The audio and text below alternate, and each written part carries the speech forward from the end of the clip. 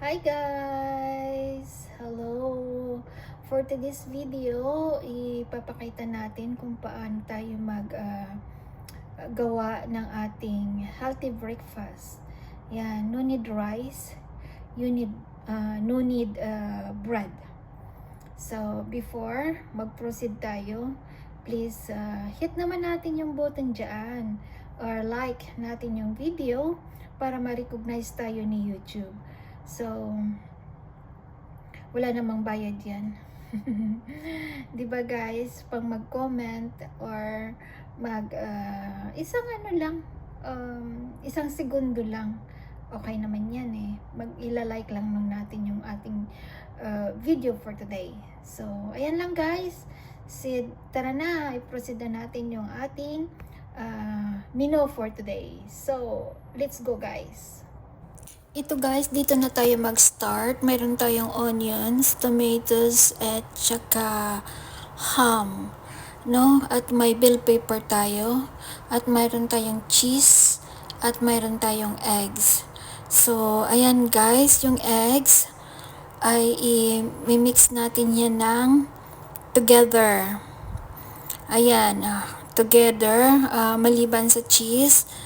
So, ayan, lagyan natin siya ng salt and pepper to be taste. Yes. Ayan. Beaten na natin yung egg with salt and pepper. So, ayan guys, i-mix natin together yung ham, tomatoes, and onion. So, ayan, i-beaten lang natin para ma-mix together sila. So, yung ating kawali at may butter, hayaan natin mag-melt konti, tapos ilagay natin yung ating bell pepper. Ayan. So, medyo kasi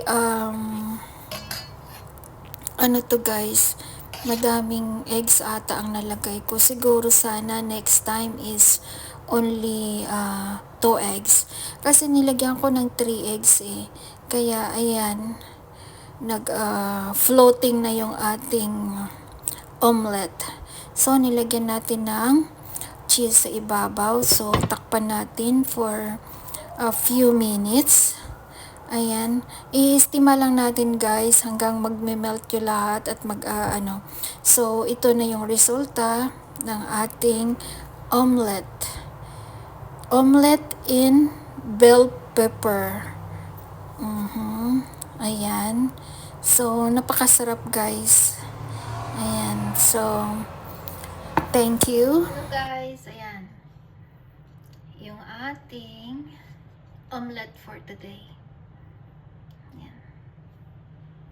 So, we try.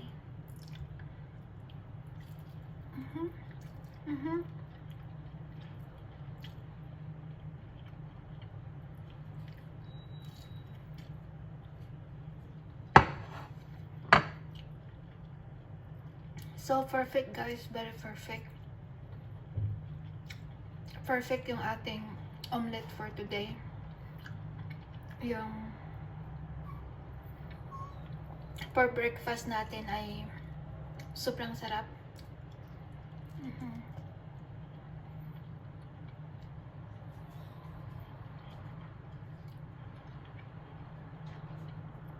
So guys, sa hindi pa nakapag-subscribe ng ating YouTube channel, please subscribe and like Donna Rosa Vlog.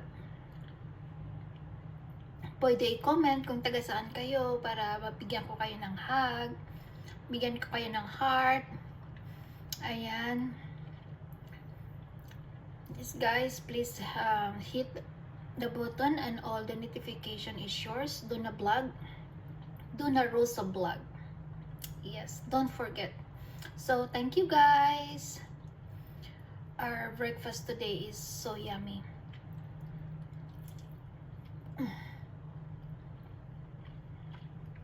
Thank you.